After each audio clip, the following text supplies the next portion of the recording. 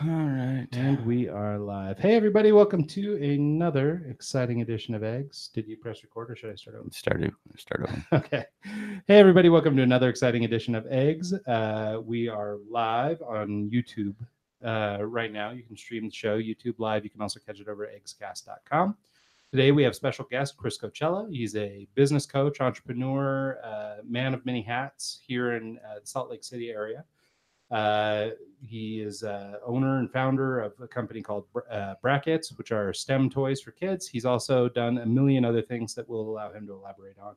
So, without any further ado, ladies and gents, meet our guest, Chris Cochella. Hey, Chris. Thanks, guys.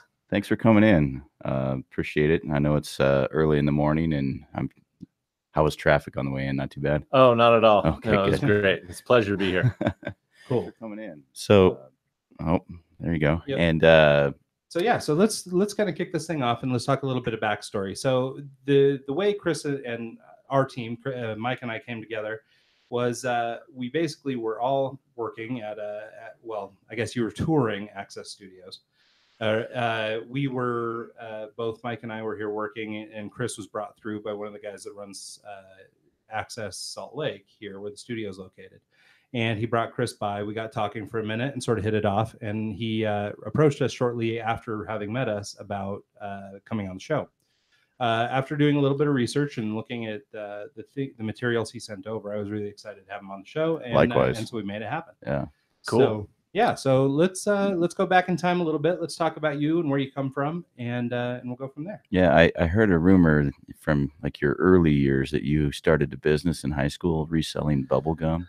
Yeah, that was actually in junior high school. I've always had this entrepreneurial spirit, and in junior high school, Bubble Yum and Bubblicious were the rage at the time, especially the pink version. I'm not even sure if it exists anymore. But I realized that, people were kind of jonesing for bubblegum at recess and break, and I could sell the Bubblicious pieces at 5x over what I could buy them for retail. Nice. And so I played that game for a while. It worked out really well for pocket change as a junior high school middle kid. school kid. Yeah, That's perfect. right. What was your next venture after that? Gosh, after that, it was probably in high school, actually. Two buddies and I started a company where we manufactured ski boot holders. This is back in the day when they didn't have those power straps that you could Velcro to each other. And the typical way of carrying boots was either in your hands or a little T handle with a loop on it. But that meant you still used up a hand. So we were always frustrated with consuming a hand, walking the parking lot, or, we were adventurous. Sometimes we'd walk to different places in the resorts and, be mischievous. And so you needed that extra hand, right, to carry your skis, your poles, or whatever, a backpack or something. And so we put together a webbing-based solution with two loops on either end, and you could sling it over your shoulders, and thereby getting rid of, using that one hand for these clunky things. And we sewed them, we screen printed the top. We had the idea that we could brand them. We had our own brand, but we could, custom make them for ski shops or, other brands that wanted to give away or a product like that. Did you do much with it, or was it just kind of friends and family at that point? Yeah, we didn't do a lot with it. As usual, who you do things with and how that goes is always interesting. I had a screen printer built and bought it and started doing it. And I bought a sewing machine and started making them. And my other two partners were supposed to go sell them, but they never really hit the streets. And selling's hard, right? You got to walk in, you got to say, hey, my name is, this is what I'm selling you. And so I hit the streets and sold them too for a while. And, at some point it just kind of fell apart, as, high school things can do sometimes, right? High school and then moving on in life since then. Yeah. So, but would it be fair to say that, basically as a kid or from youth, you've been entrepreneurial in spirit, and, does that come from somewhere, like mom and dad? Were they sort of in business for themselves, or where do you attribute this sort of, I guess, curiosity to? Boy, I don't know. I don't think I can tell a birth story. It's ever since I was a young kid, whether it was mowing lawns, newspaper routes, doubling up my route, looking for leverage on things has always been part of my thought process. My mom was huge into landscaping. Like that was her thing. And they'd buy a house and then fix it up. And her thing was always the yard. And I was always the one that was put to work doing the landscaping. And when I was like 5 or 6, she used to pay me like a nickel to go and dig holes for trees.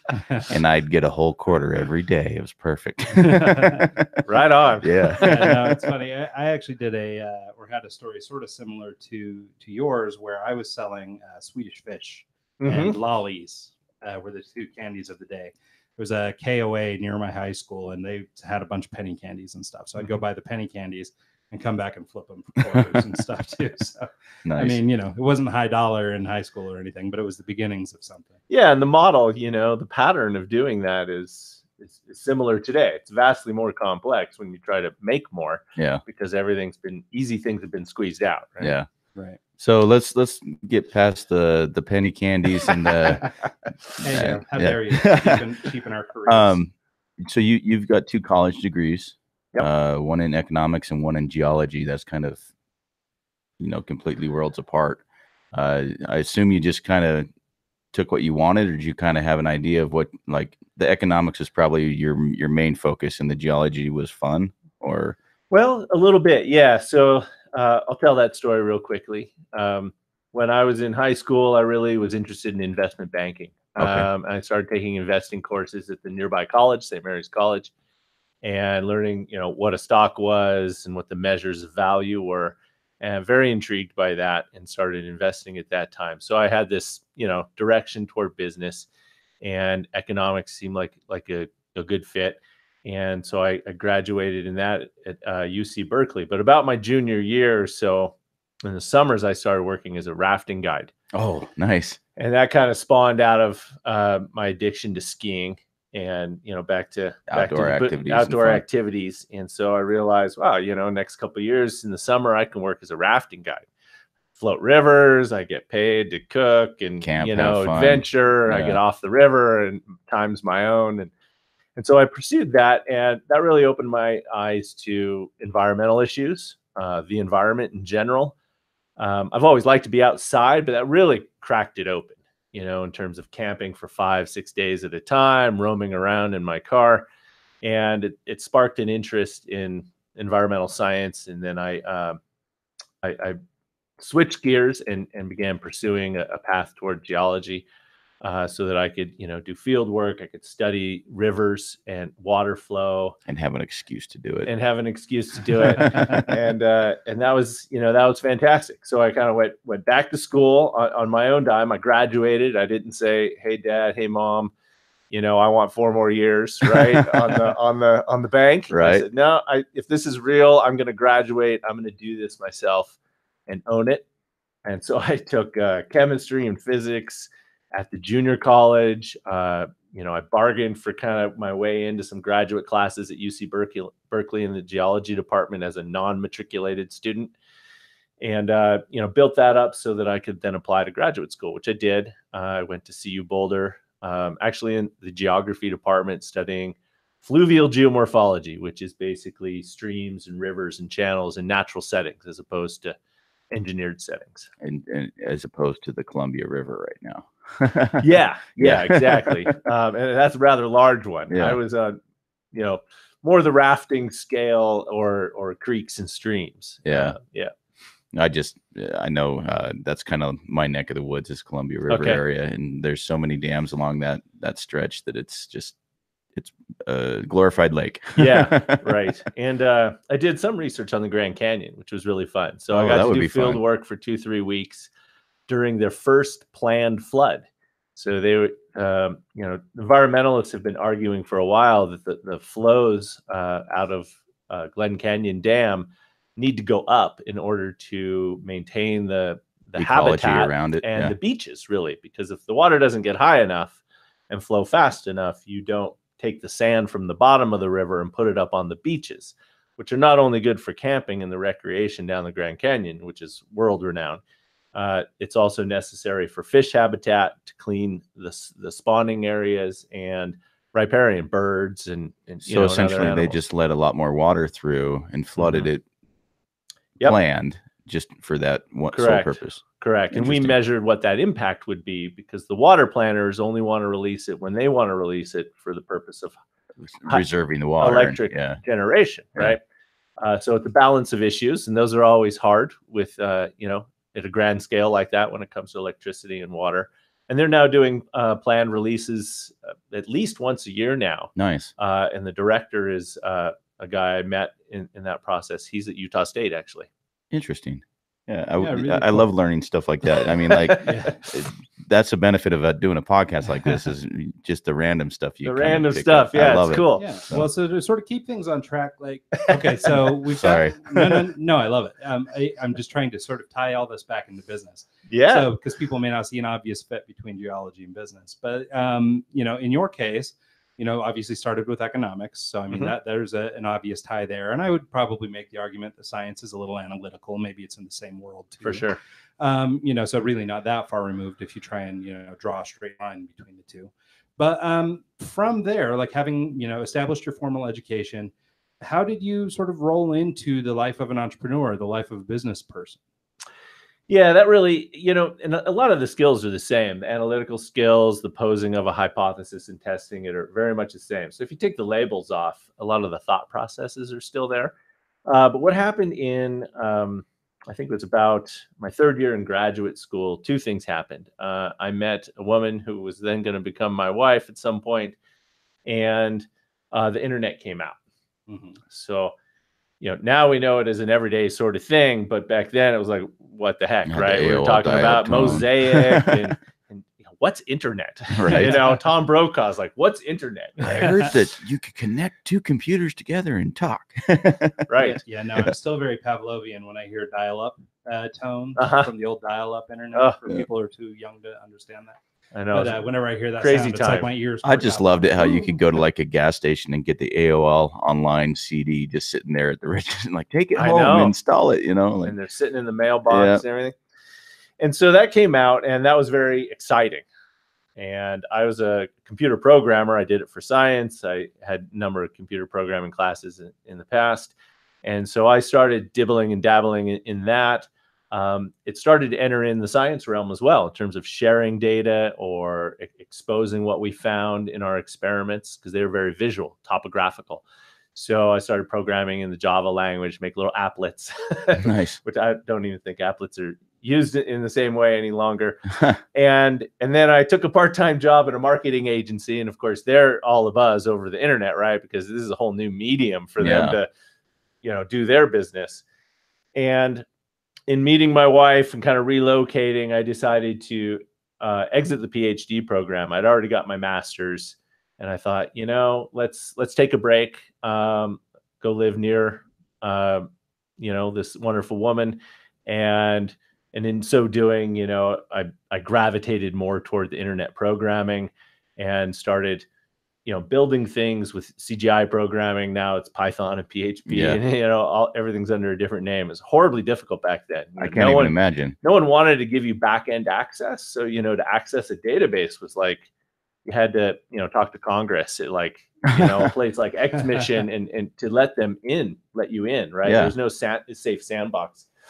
And so that progressed. And then at some point I realized I probably wasn't going to go back and finish my PhD. My wife got into residency here at the University of Utah. She a nurse? Yeah. Nice. Physician, actually. Okay. And then got a job working for KUED, the public radio station, and as an internet programmer. So I built a big online library of media. Nice. And that was a soft-funded job, and at some point that ended. And when that ended, I branched out and started consulting, doing back-end systems for clients for a number of years. So there's I hope your segue, right? Yeah. Yep. Nope. That's great. So it economics, geology, programming. Is there something you don't do? I mean, like, seriously. Blessing or a curse. I'm non-traditional, right? I love it. Makes a great story, but it isn't all roses sometimes. So back then, the early days of programming, I mean, they didn't have, like, you know, online training courses or places you can go. You pretty much had to either read a book or go to college. What was your route? Well, O'Reilly was the main source, the Tim O'Reilly books, and I'm not quite sure how they're doing things now, but they were extremely useful. Interesting. Programming books, regular expression books, Perl, right? Yeah. I mean, Perl, then PHP, and now we're on to Python and all the JavaScript languages. So you're pretty much self-taught in the programming world, or did you take classes through college? No, I'm pretty much self-taught. I had a programming background in C, and then unfortunately Fortran, which is very rigid, right? Everything had to be on a certain column. Oh, wow, talk about rigidity. But that was kind of the programming language of science, and my supervisor at the U.S. Geological Survey when I was in graduate school. So we kind of had to overlap there. A lot of people were doing C, but for the purposes of my projects, I was in Fortran. I think that's cool. I would have never thought that like a geology degree would require any type of programming or computer science knowledge just to be able to do what you needed to do.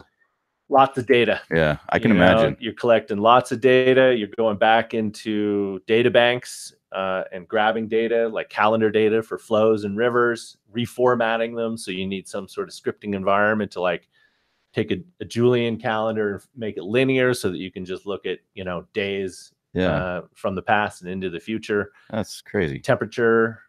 All kinds of things. I love it. I think it's neat. I would have never put those two together, all the parallels. So we talked a little bit before the show and how one of the things that we do here at Eggs is we talk about this idea of process and this idea of moving things from one spot to another, or from coop to table is what I always say.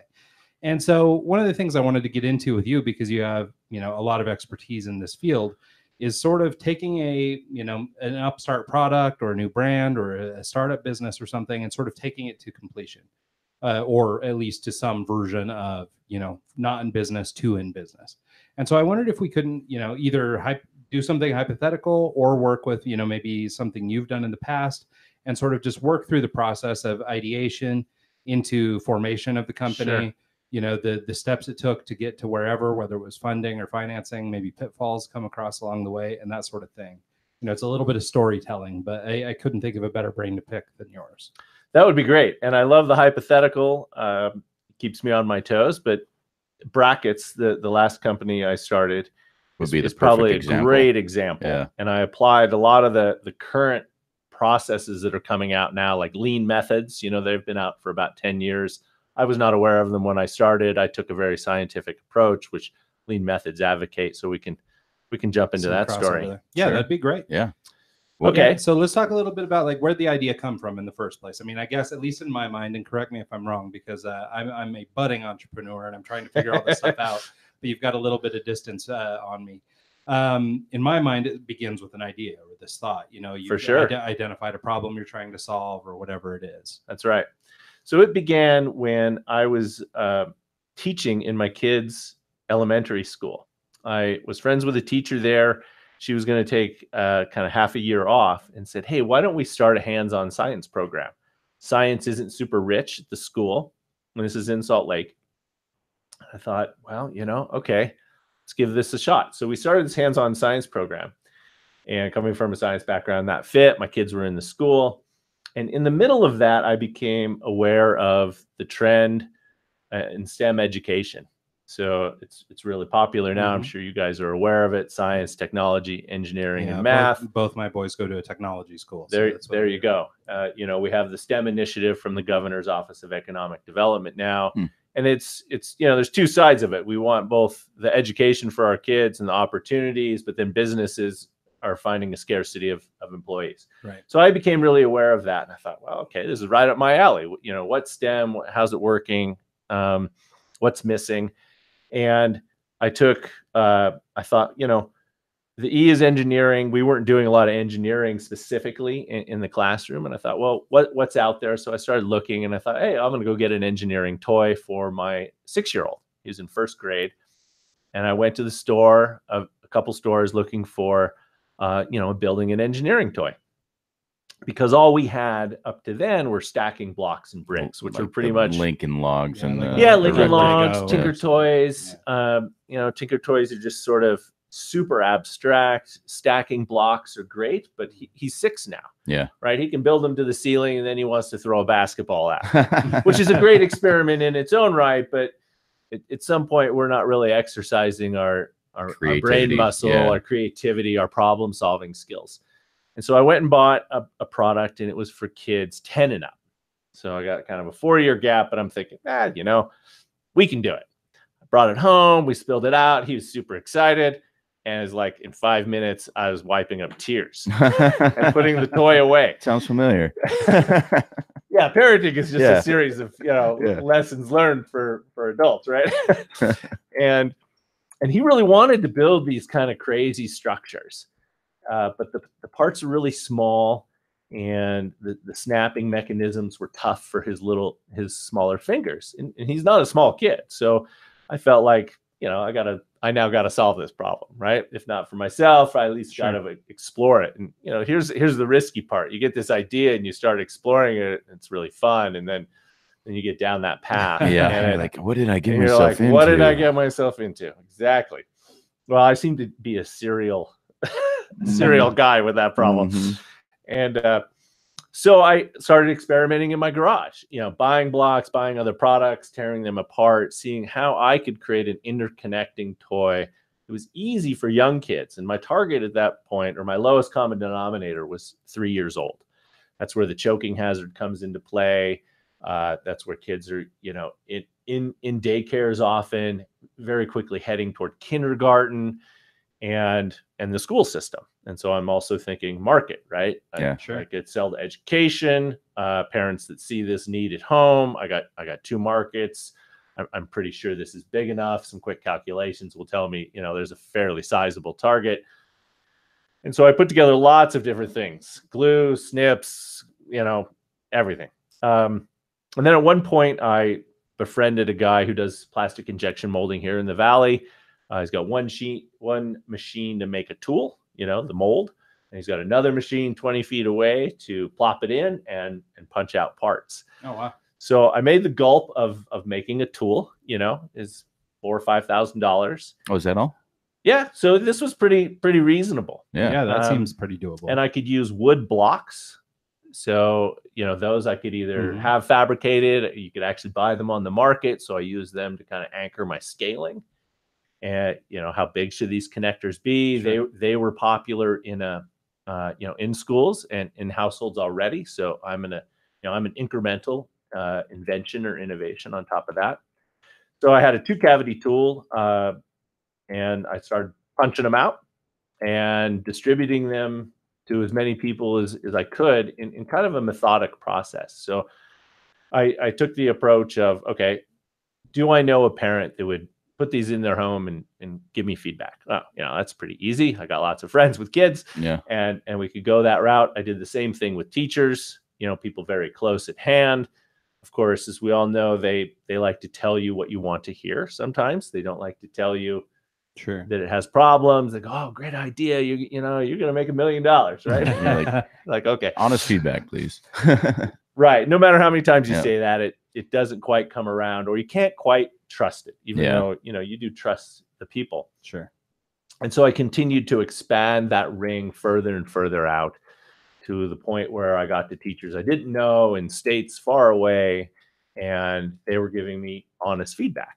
And so both confirmation that I'm kind of on to something, and I only had 2 parts, right? I had a block and I had a 4-way connector.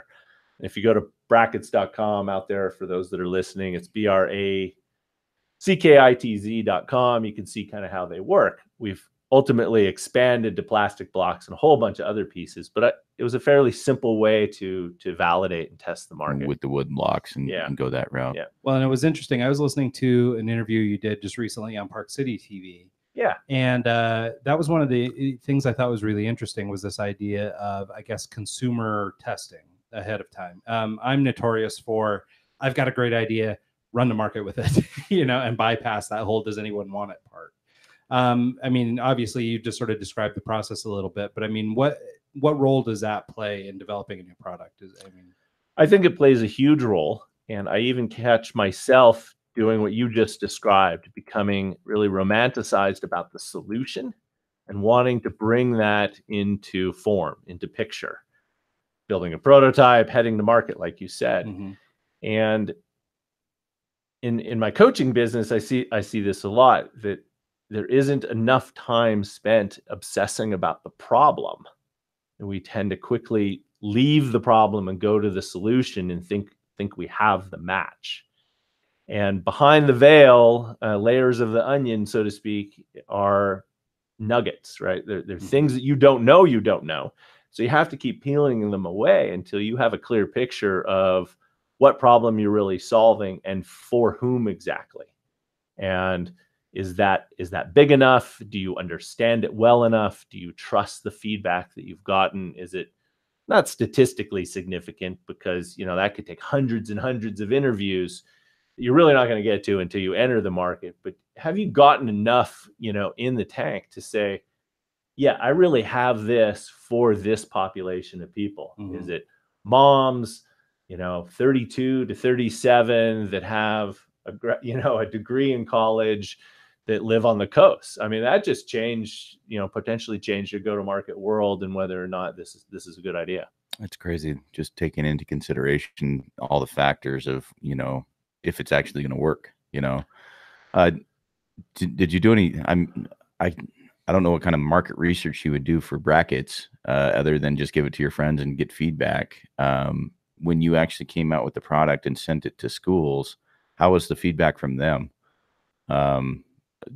For just looking at the videos online, it looked like the kids were having a lot of fun. One of them, they had a Ferris wheel built that was fully rotational and cool, about 3 feet tall, and it looks like just the creativity involved with your product is the sky's the limit. You can make anything you want, really.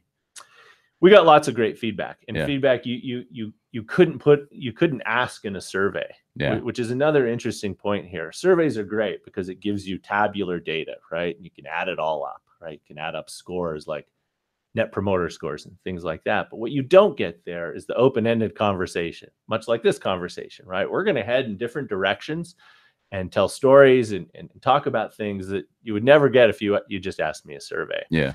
And so I spent time in classrooms and a lot of time on the phone talking to those teachers after they had a cold, clean experience, right? I didn't sway them. I didn't train them. I just said, would you put it on the floor? And they would put it on the floor and walk away. And the stories that came back were very telling. The fun was a really big one. And that's super important, because if people aren't having fun, they often don't stick with it, especially kids. And why would a teacher adopt something that is hard work for them? Yeah. Right. So adoption is easier. And other stories that came back that totally surprised me were that kids were being creative, right? I sort of had a linear view of this, engineering-like, science-like, right? And they came back with all kinds of stories of creativity.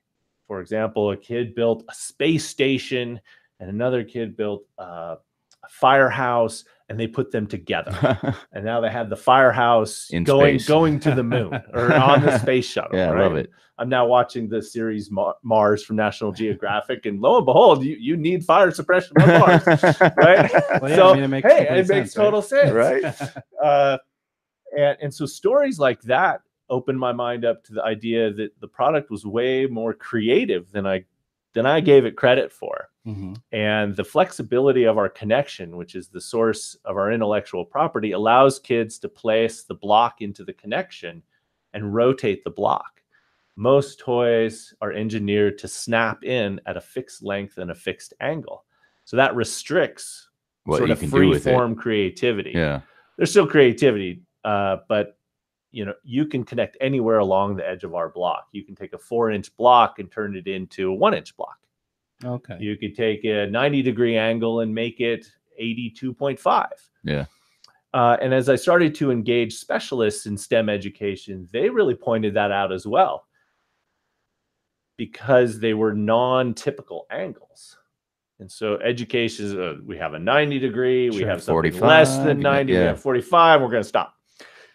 But these kids in playing with it then become immersed in the problem solving and creativity of all kinds of irregular angles, which is much more consistent with brain to different the world, things. right?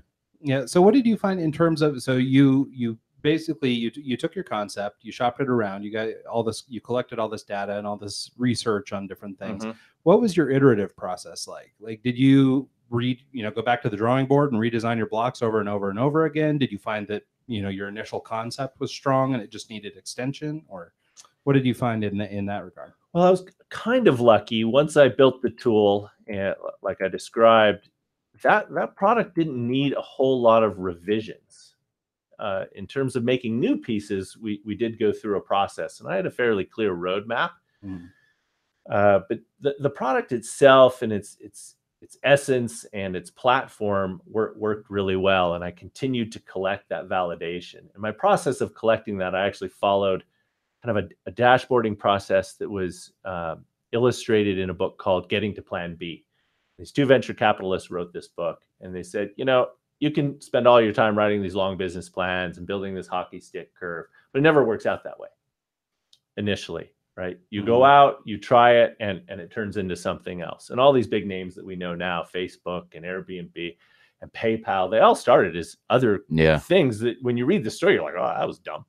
Right. Well, but we know that in hindsight. Well, even like Squarespace, I mean, they started off with, just a way to process your credit card. Now they've got time tracking. It's almost an online version of QuickBooks almost, but a different platform that does it all, which is cool. And that made a lot of sense to me because writing this long business plan when, I'm not selling it to anybody. I mean, how can I write a business plan? I can guess at my margins and things, but what I really need to know is, do my customers like it? Are they excited about it? Because if they're excited about it, I'm pretty sure we can get manufacturing down, right? We're making them in a shop in Salt Lake 2 at a time. Sure. We could scale this. Someone can scale this. Right. And so I felt pretty confident about that. And I did, set out this dashboard where I would ask a new question successively. I'd answer that question. Sometimes it was affirmative. Sometimes it was negative. And then I'd ask a new question. So it was really one small lesson at a time. And I could iterate on that question or the new questions days and weeks. It didn't take a long time, but the power was in how simple the question was. And that it was reasonable for me to go out on the street and ask a teacher a handful of questions to get an answer and then move forward. And I did that not only with teachers, I did it with consumers, then I did it with specialists, then I did it with administrators, then I did it with other toy companies, to continually build that kind of, ballast in the ship. That's neat. So you've got kind of the core concept and you've got the starting pieces to kind of take it to market. How do you scale up? Like see, that's the tricky part, right? Oh yeah. Well, not only scale up, but also prove it even more in the marketplace so that you can justify. Well, so what was scaling up? What was your journey like with brackets? Like, was your intention to wholly own this product yourself, and you didn't seek outside funds or anything like that to go to the next step? Right. So what was the game plan on that? My initial exit plan was that I would validate all of this and I'd bring it to a point where I could license it or sell it off to another toy company. They have the scalability. They have the distribution, they have the overseas manufacturing, so on and so forth, right? Big things, relationships with buyers and so on. Yeah. And so I got to a point where I had all this information, I had the product, I had a good story, I had a marketing pitch, and I went to I did a little PR campaign here in Salt Lake. I got on KSL Evening News, and then I took that video and that storyline and I went to Toy Fair. Toy Fair is the biggest North American toy show. It's out in February, so it's coming up. And I just walked the floor, slept on a friend's couch. Bought the cheapest ticket I could. I'm going to go low on this, and spoke to a variety of toy companies that entertain ideas in the open innovation kind of era. It's pretty common in the toy industry. It's hard to see all these things from within your walls, and some actually specialize in this. And so I had a number of conversations and got to a point where I had a couple kind of letters of intent and kind of term discussions. And is that the route you went, or? Well, it is not the route I went. I spent a lot of time, in this protracted, are we ready? Where's the next step? And so on. And the most promising one was that we were getting close to signing something. We had minimums figured out. We had a term amount. They had some, put their marketing team in touch with me, and we were building kind of a beginning of a marketing plan. And then at some point, they were bought by a private equity company. So now we have a fully shifting landscape. They were still interested in the product, but the president, it was a family started business from way back, and so they sold out to private equity. And I think the president or the VP was now going to be the CEO, and he was not part of the family. So the family was kind of moving away, and he saw, additional risk with their existing lines and some other things, and being under the scrutiny of private equity that put cold water on it. So that ended, and it was headed toward, I'm not going to go further out on a limb with money or time. And so I hadn't quite given up, but that was kind of a low point. It couldn't be a priority every day. Like what do I do now, right? Yeah. And I would talk to people, and ultimately told the story to an investor, just casually, right? No intent, no kind of appointment. And she called me back, I think a couple months later, and thought, I really like this story. I like what you have here. I want to scale it. Nice. And so we struck a deal, and I went on. I continued with the team for about 4.5 years. And since then, we developed the plastic planks so that we could have more interconnectivity and kind of an easier playability. And we brought in tires and you've gears. Got a rotating pivot point that I saw. Rotating pivot point. Yeah. So I designed a lot of those open doors, so that we could pursue new interconnections without seeing completely the future. Yeah. But hopefully I guessed well enough. So can we talk a little bit more about the subject of licensing? Like, do you think that that's a pretty viable route for a lot of people who are, product developers or people who have inventions or ideas, but know that they're not going to, displace Hasbro or something? Like, is it better to join them than to beat them, do you think? Well, it's very hard to bring something to market and, handle all that risk when you can look across the table and talk to someone that basically has most of that risk removed. Yeah. Just the machinery of distribution and the scale of, buying a container full of your product overseas and having it land on your doorstep, so to speak. So I think licensing is a viable option. Each industry is different. It's very common in toy. I mean, I could rattle off, 10 stories off the top of my head, and there's even toy companies that specialize in that. And now Brackets and its parent company are looking for outside things as well. So I do think it's viable. I'm involved in another potentially licensing situation right now with an idea that I have, and we'll see. It's a different industry. It's the outdoor industry. There's lots of books and people talking about the promise of licensing, but like everything, there's potholes underneath that that pretty story. And I'm not saying their story's wrong, but it kind of remains to be seen, right? And it's serious business too. Yeah. And you're exposing your story before it exists. And so how do you manage that relationship? Yeah, no, that makes sense. So I guess, if licensing is one option, I guess another would be just an outside investor. And then, maybe the third one is just go it on your own. Right. I mean, does that cover kind of all the bases of where one might go once you arrived at the spot, you've done your research, you have your product, and then you're asking yourself where to from there?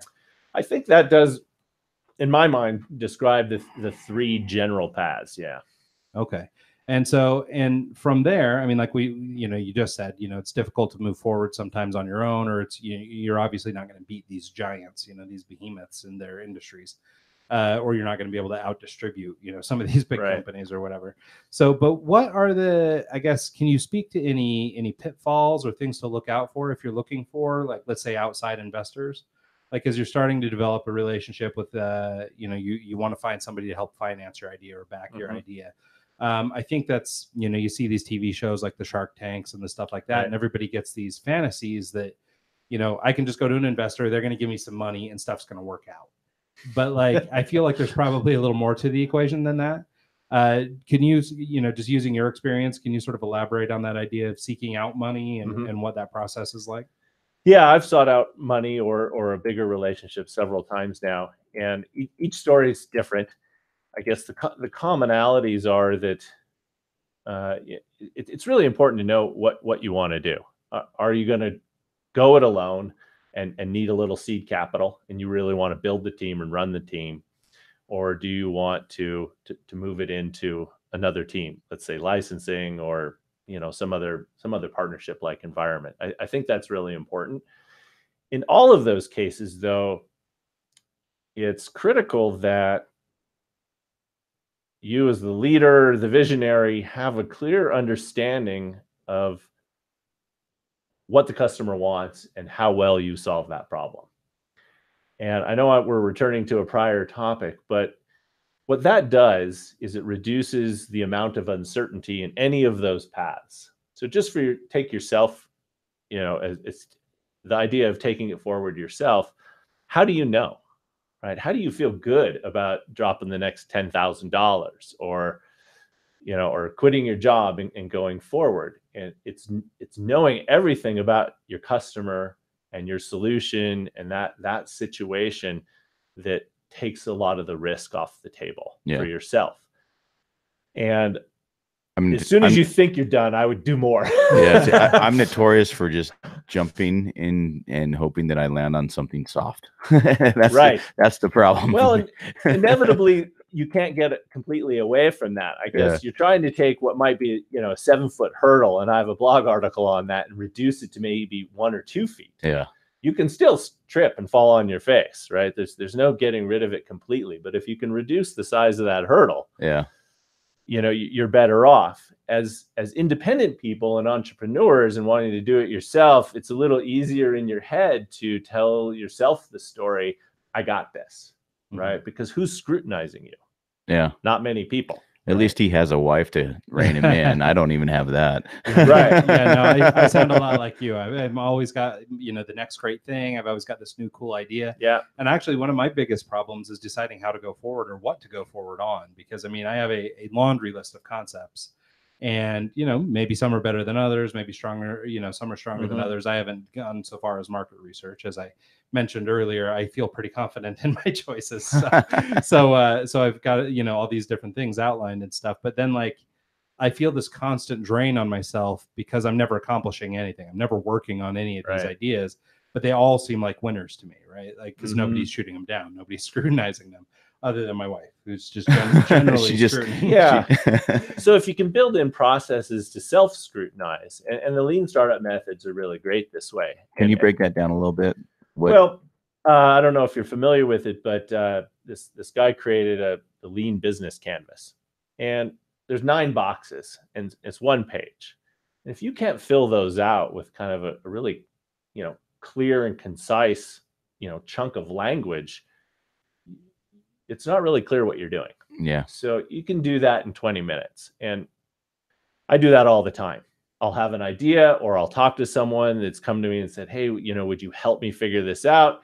And I get off the initial discovery phone call, and I try to fill it out. And I look at how many holes there are, how confident I am just in hearing the story that these boxes are grounded.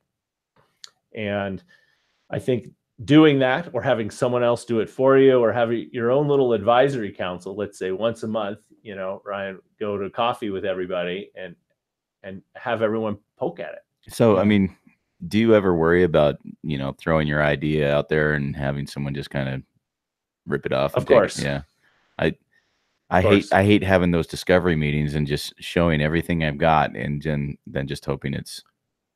Well, there's a process for that too. If they're friends and you all have the trust and the confidence, and you're going to see if I can graduate it past the coffee table with my friends, then what's the next outer ring? Yeah. Maybe it's people in the industry. Maybe it's some product designers. Maybe it's some app developers. And you say, hey, I have this idea. I've met you, or I know of you. Would you be willing to hear my idea and tell me where, what I might not be seeing? Yeah. People love that. Yeah. Right. Entrepreneurs love doing that. I've showed I do it all day long. a product I'm working on to some friends just down the hall here, and the feedback I got from them was stuff I hadn't even thought about. Like, right. It's that's the point. And I was going down a more of a subscription-based model, but they pointed out some other revenue streams that I hadn't even thought were even on the table, which was pretty neat to hear, actually.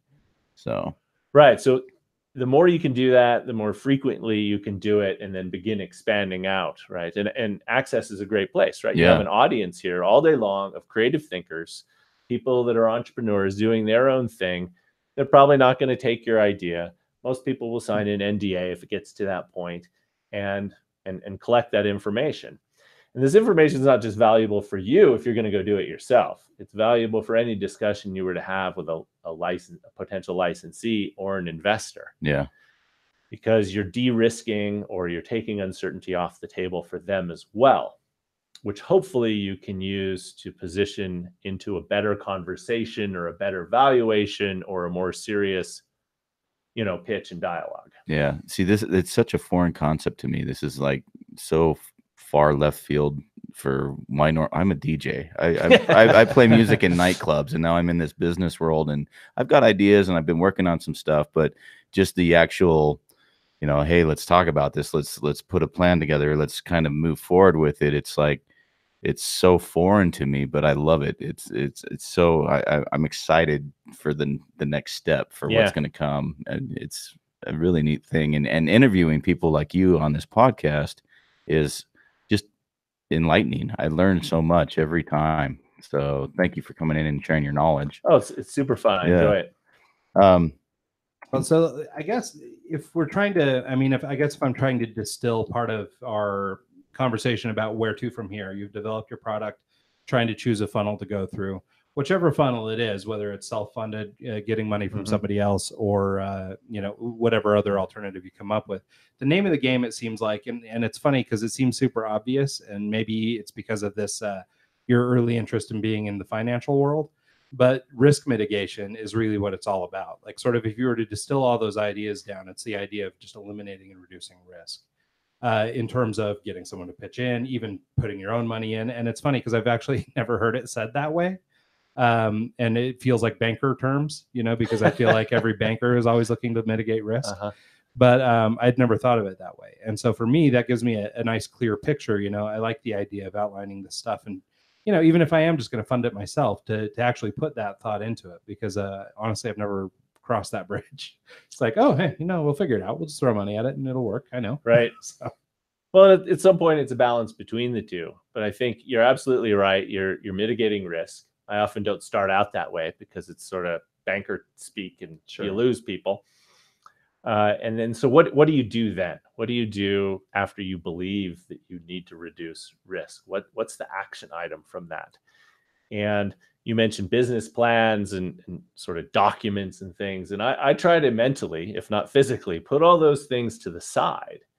And that's not really what's important. What's really important is, what is the one thing I need to learn today? And so that could be as small as, let's look back to brackets. Does a teacher like the product? Yeah. That's not a complicated question. Executing on that requires discipline. Right? It makes sense to everybody. So I got to get the product into a teacher's hand and walk away and let them tell a story. I need to do things like that again and again and again. In your example of bringing your subscription app idea or whatever it was to a group of people opened up all these doors. And sometimes that's deflating. You're like, oh, well, I didn't want to go that. Now I got to go figure all those out. But that's where you need to get excited. Oh, it sparked a fire. Okay, that's awesome. Usually it deflates me, and then I get excited. Yeah. I go through a little cycle. Yeah, that's like, now I got more work to do. Yeah, you start to feel like you've reached the top, and then you find out, oh wait, there's actually another peak on the other side of that mountain. Oh, dude, I hiked lots of them. I hiked when I was like 15, 16. I hiked Mount Adams, which is right by Portland. And it's got a false summit. Yeah. And there's nothing worse than that, thinking, oh, that's the top. That's the top. You get up there, you got another 1,000 feet. That's where perseverance and a little grit come into play, and to continue asking that question, what do I need to learn today? Not tomorrow, not yesterday. What do I need to learn right now? And go learn that one thing, and then do it again. Yeah, I think that's great advice. Okay, so I guess let's continue down the path of brackets a little bit. Sure. Or hypothetical business option, whatever it is we want to call this thing. Widget one. So we've decided, Widget one. Yeah, widget one. Pretty good name. So in the case of this one, we found some investing money and stuff like that to go forward. But a big part of, as you mentioned at the beginning, was your exit was sort of to get this licensed or get it out of your life and kind of move on. I guess collect a little royalty or whatever in the move past. Right.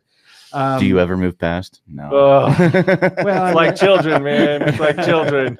Well, and I suppose the other version of that is this is a passion project and this is what you want to do for a living, so you make a job for yourself. But in a case like this, where you ultimately we're hoping to unload this, I suppose you had to do some, I guess, business building or infrastructure building around this product once you had some financing and once you had that stuff. I mean, maybe it's a sales team or maybe it's manufacturing or whatever. But can you talk about sort of, okay, somebody's given me money, they believe in my product. Now what? Yeah, well, in the case of brackets, my investor brought in another team member, right? She wanted to, help build out the team with a variety of experience. I had the vision, I had the R&D side, I had, flowing in my veins was, the blood, sweat, and tears of talking to teachers and customers, and so I could really see the path. And so she brought in someone to help, build the team, establish bigger relationships with buyers, and work together. Right? It's very hard doing these things in your own in your own head. You can convince yourself. Well, like you said, I mean, just to find somebody who has the pre-established relationships with a vendor, for example, or with a manufacturer or whatever it is you need. Those are relationships that are difficult to make on your own. Maybe you can find them, but they take time to develop and things like that. So it's almost a shortcut to bring in a professional that already has that background, already knows that, has the skills that offset whatever you do. Yeah, and I've been involved in a number of things and listened to a lot of stories, and I don't know that there's a perfectly clear path to that. Relationships do matter for sure. They don't always matter. Experience matters, and sometimes doesn't matter. So everything cuts a little bit two ways. And so, people with 30 years of toy experience, for example, come in and they've worked at large companies, but this is not a large company. And they had a marketing department. We don't have a marketing department. Don't have it anymore, yeah. How are we going to market on the cheap? Well, I don't know how to market on the cheap. I had a $200,000 budget. We don't have, we got $30,000. If you're lucky. Right. And so that level of experience is a mismatch. And so I think matching the right people and their level of experience and their passion, sometimes passion and motivation, as you guys probably know, can go a lot farther than a Rolodex. And a Rolodex only comes out when someone pulls it out, right? Just because it's there doesn't mean it just happens, right? And just because you make that connection, no one's going to work harder on your project than you are. Like you can have someone on your team, but they're not going to stay up until 2 a.m. working on it like you would, Right. The passion and motivation is a driving force for a lot of people. So, and I think that whole concept of getting the match, right? Because I mean, the way I posed it was a little bit naive, maybe hearing that description, because in my mind, the idea is, oh, we'll just find somebody with the expertise and they'll help drive this. They'll get it to where it needs to be. But I hadn't even thought about the idea of that mismatch. And you're right. I mean, even in like my day job in our business, I run an advertising and marketing agency. And we run into situations like this all the time where we bid one client one way and they've got really deep pockets. And then we take that same philosophy to the startup or to the lean venture or to the whatever, or the mom and pop even, and they go, what are you talking about? I can't do that, And so part of it is, I guess, knowing your audience, trying to make sure you're working with people sort of on the same level. And then maybe, if there is a mismatch in levels, it's augmenting skill sets or things like that, maybe. You've really outlined a common problem throughout business, and that is matching the right questions, the right people, and the right actions at the right time. And we all know that businesses, exist on a curve, right? They grow, but within that curve, there's cycles. And so you could take a startup of 2 to 10 or 11 to 20 and so on, and they go through different problems. And so in the beginning, it's brand awareness. How do we get our markets out? How do we get our product out and things like that? And that's a very cagey, clever kind of environment, running thin. And then you reach, a more mature stage, and now you're sort of arrived. And, maybe some of this experience of running a business that's, a certain number of millions of dollars is now important. And that means potentially a shuffle of the team, changing of roles, different positions, rehires, all the HR problems that come into different play. spends, and cash is a problem throughout, but the need for cash is different at different times. Yeah. In the beginning, it's manufacturing and inventory, and everyone's kind of, putting in sweat equity kind of thing. And then later on, it's other things. It could be a big marketing spend. Regardless of all that, though, what's important is to keep your culture intact. And you, as the founder, we're talking to founders here that have the vision and the perseverance and the ability to stick with it. Really kind of own that. And it's a vision, it's a culture, it's a mission, it's a set of values, and having those articulated and using those early on to make those decisions of who and what and when, I think is extremely valuable and easy to lose sight of. Okay, so to that end, what are your thoughts about, I guess, we sort of have talked about, maybe, I don't want to say it's gone completely away, but the idea of a business plan, or like a formal business plan, is maybe sort of old tech, right? I mean, people still do them, and maybe you can establish it further down the line, but like to try and do it from the very beginning is difficult. What do you think about documenting process and figuring out those sorts of things, the mechanical bits of a business? Like, I mean, it sounds like you're talking a little bit about that, creating, I mean, but I guess what I'm not understanding is if it's, a physical document where you're writing this stuff down so that you can share it with other people or whatever, or if it's, just something that you're developing as you go through the steps. Like you're learning it as you go through the motions, but it's not really about, formally developing a process. And maybe it depends by business even. That could be a big question. Yeah, we're sort of juggling a yin and a yang kind of thing. Writing things down on paper is extremely valuable, in my opinion. I like paper. I'm a little older now, so paper's still there, but a place where people can review and reflect on it is super valuable. It means something, the effort that went into putting it there. The important thing to realize is it can change. And I can't remember the word you just used, but it should be a learning document. It should be in progress. Mm-hmm. And I even like keeping the prior versions. Lots of times the prior versions, as you go back and look at them, will apply later on down the road. Yep. Something that you thought of then that didn't really make sense, but now it does. Right. So flipping back through them like a little slide deck. Like maybe you start with an MVP, and then an idea that you thought of didn't fit into that can come in later. They're your future features. Yeah. They're your future markets. They're extensions, maybe new inventions that take you in an additional business. I know, a whole nother road. So I try to look at them like single page documents, if you can do them as single page documents early on, because that's very flexible. Iterate on them quite a bit.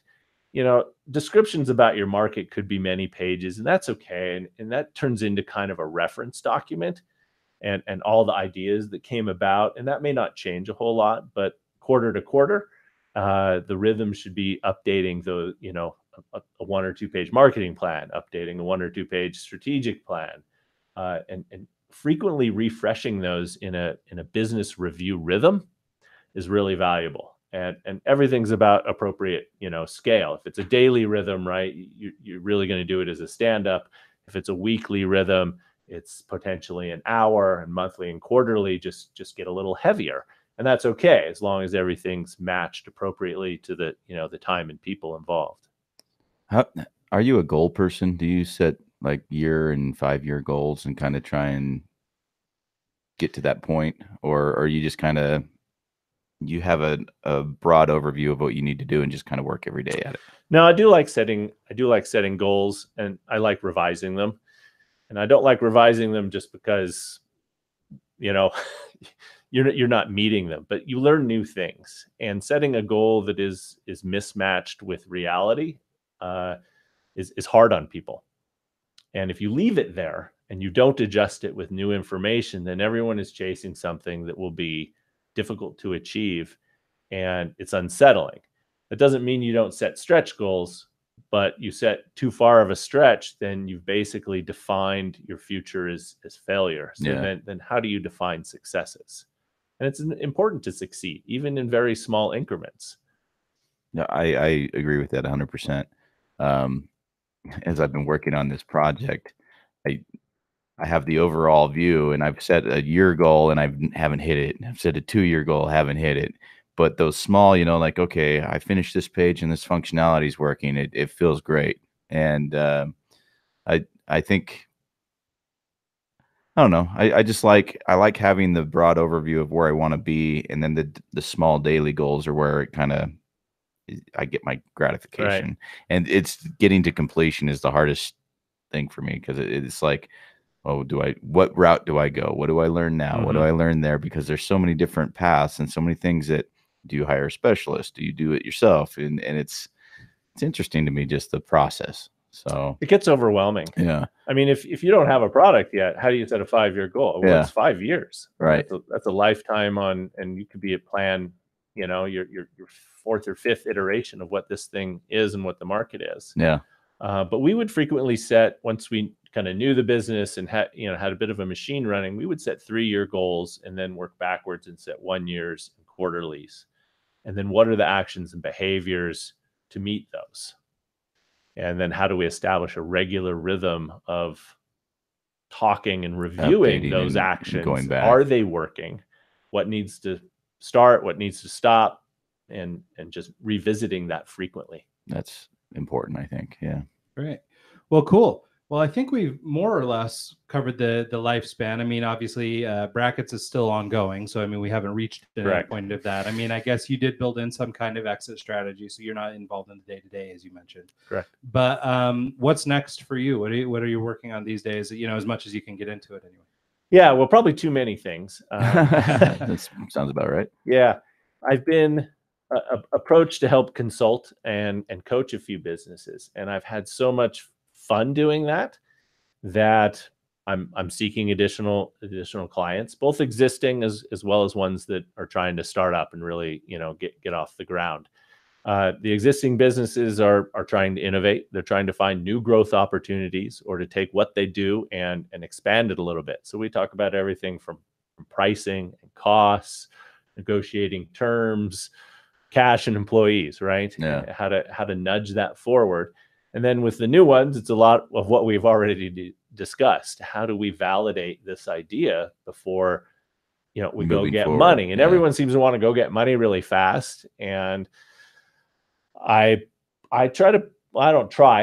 pour a little cold water on that. And if it's so early that you go out and get money, and you'll burn through the money. Oh yeah. You'll spend the money. And if you don't have a clear product market fit, product customer fit, the problem really known well, you're going to go through that money and you're going to be at the same place you were, with a chunk of your business gone, with a chunk of somebody's money gone, maybe yours, maybe somebody else's. And that doesn't feel good. No. Even if it's somebody else's, that doesnn't feel good. And they aren't having a good time either.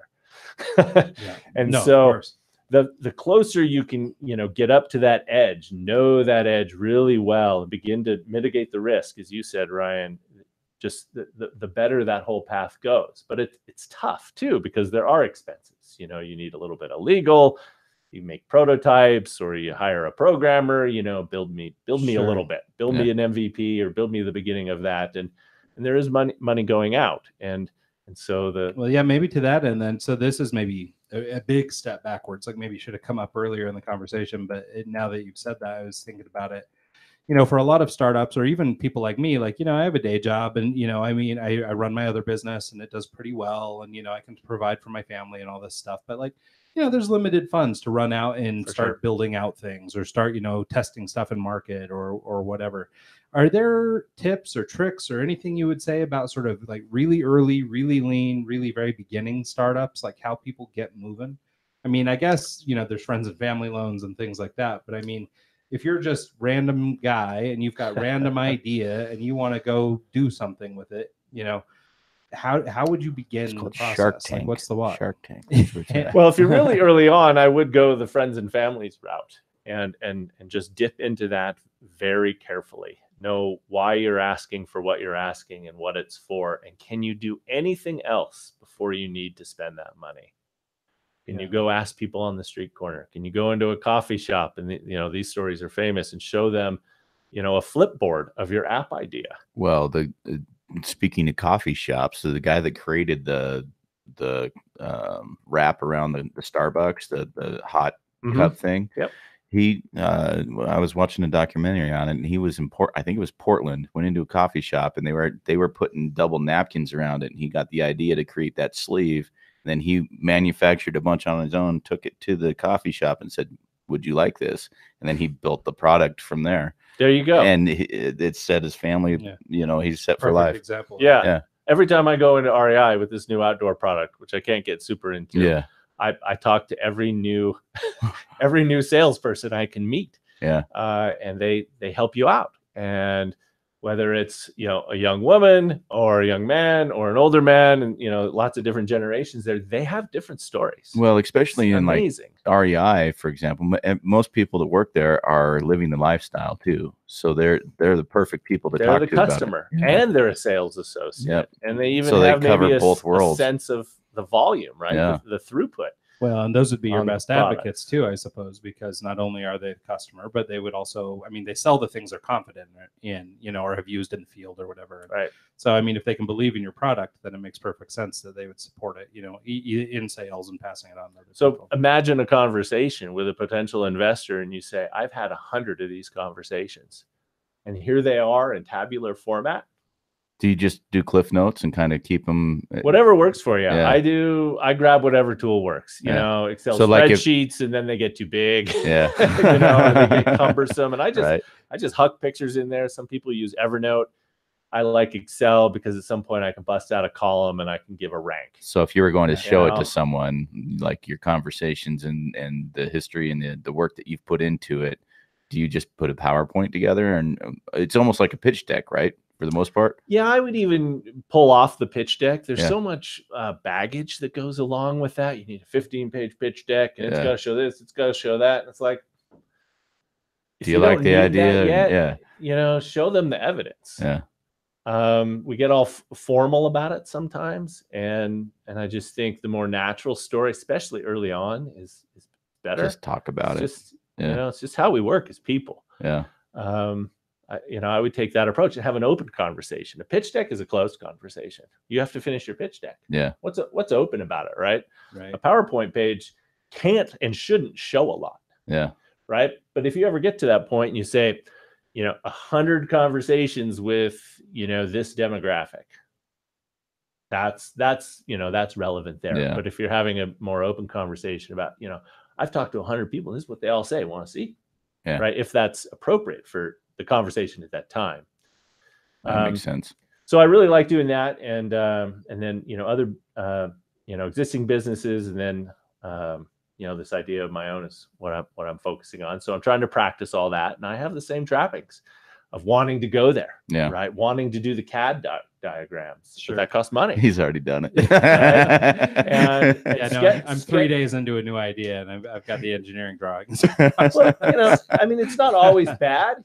That's why it's hard for me to say, one way or another, it should go this way. Well, that's sometimes the thing. That's right. Yeah, I think we're notorious, like sort of in society, and even in my little bit of entrepreneurial life or trying to get startups going and things like that. And just trying to figure it out. I think we're all looking for the path of least resistance, right? Mm-hmm. What we want is a straight line. Right. We don't want to hear that it wiggles. We want this straight line that I'm going to come up with my product. Somebody's going to buy it.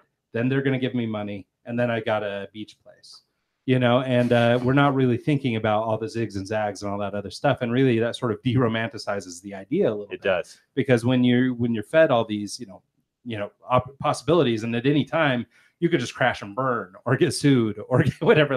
No matter how much progress you make, you could just be killed at some point. It's, I think it can be a little bit discouraging, at least to people like me who are like real ideologues, I have these ideas and I want to run with them, and I get fired up about it and I'm ready to go. And 3 weeks later, it's on to the next one. 3 weeks later, it's on to the next one. And last idea never went anywhere, Mm-hmm. And so it is, it is difficult. And I don't know. For me, it's refreshing to hear from people like you who've done a lot of this stuff. for me, I need to hear about the zigzags so that when I encounter them, I don't freak out. Like I knew this was coming. So, I think it's helpful. But well, surround yourself with people or processes that you're disciplined to do, and hold yourself to it. Be accountable to that is my best advice. I have the same problem. But it is that winding path that's reality. And more you're hearing dialogues from the big people that, have all the money. It's like, I want to hear that story. Yeah. Because if I don't hear that story, there's way too much risk in here. Yeah. Yeah. Well, and it's pretty easy to assess yourself a failure if all you read is, the last article on Zuckerberg, not the whole, 10 years it took to get it anywhere kind of part.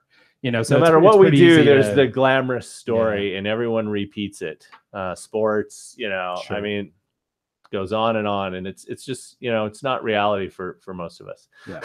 Well, and I think, but I think that's good. I think, it's beneficial to sort of knock down that ideal that, everybody just strikes it rich in tech or whatever it is. I mean, for every, Zuckerberg or Jobs, I mean, there's 25 gazillion others who tried and failed.